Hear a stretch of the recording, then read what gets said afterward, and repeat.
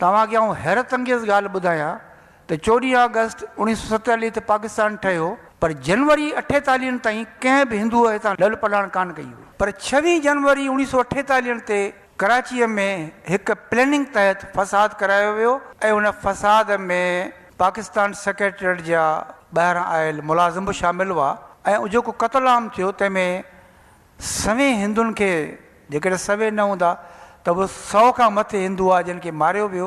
ऐं उन वक़्त जे चीफ मिनिस्टर सां तीं हज़ार इख़्तिलाफ़ रखो ख़ान बहादुर मोहम्मद अयूब खोड़ो, पर एज़ अ चीफ मिनिस्टर जी हैसियत सां हुन पाण शहर में निकिरी पाण हवाई फायरिंग कई ऐं मुक़ाबिलो कयो। उहा लॾ पलाण 48 खां पोइ थी।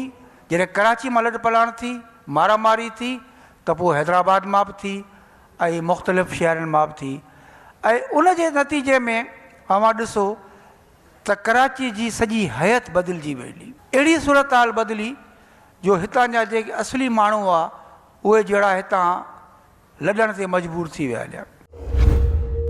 For more details, visit our YouTube channel, Sindh Literature Festival.